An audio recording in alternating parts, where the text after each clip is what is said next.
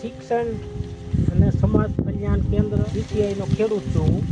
અને આ દૂધ ને ગોળનો ને આપણે આ 3 વર્ષ નાખવું બરોબર. આપણે આવે છે ફાલની દવા 100 ગ્રામ ગોળનું પાણી અને 250 ગ્રામ ગાયનું દૂધ, દેશી ગાય હાલે જર્સી ધાણામાં મારે નાખવું છું ત્યારે ચાલુ છે.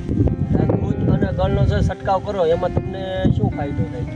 હવે દૂધ ને ગોળમાં જે આપણે આજે ફ્લાવરિંગની દવા જે અંદર ઘણા આપણે ફાલની લાવે ગોદરેજનું ડબલ બરોબર, એ નાખે. પણ મેં એવડું કાર્ય નથી નાખ્યું. 850 નું 250 ગ્રામ આવે તો આ માનો કે આપણે પંપ સસ્તો પડે ને એની જેટલું જ આપણને રિઝલ્ટ મળે છે.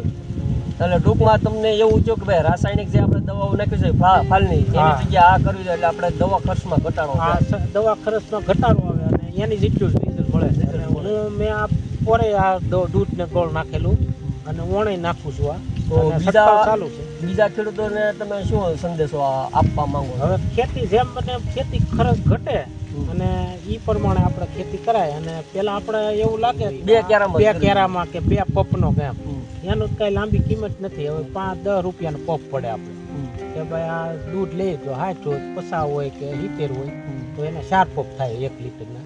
અને ગોળ તમે હું 55 નો કિલો લાવ્યો છું એ 5 રૂપિયાનો પપ પડે અને 10 નો ઓલો 15 રૂપિયા પપ પડે આપણે બરોબર.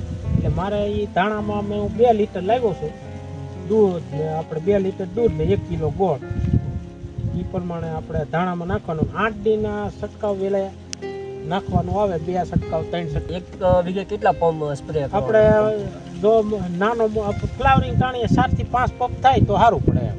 1 વીઘે એ આનથી એક પેલો ફાયદો એ કે મધની માખી મરતી નથી અને ઓટોમેટિક મધની માખી આવે. આ સુગંધની હિસાબે તો આવે ધાણામાં. ફ્લાવરિંગ ટાણીએ તો હંધી મધ માખી આવે રસ લેવા, આનથી મરતી નથી ને ઓલાથી મરી જાય છે. એ ફાયદો મેન ઈ છે આપણે. આ દૂધ ને ગોળનો જો આમાં મધ માખી આવે ત્યારે બરોબર સવારમાં વધુ હોય અત્યારમાં ઓછી છે. તડકો થતો જાય ને જેમ તડકો થાય ને ઉઈ જાય પછી તડકાની. બાકી આમાં પુષ્કળ મગની માખી આવે. સુગંધ આવે છે પ્લસ મધની માખીઓનું કામ શું છે? પરાગનયનનું કામ કરે.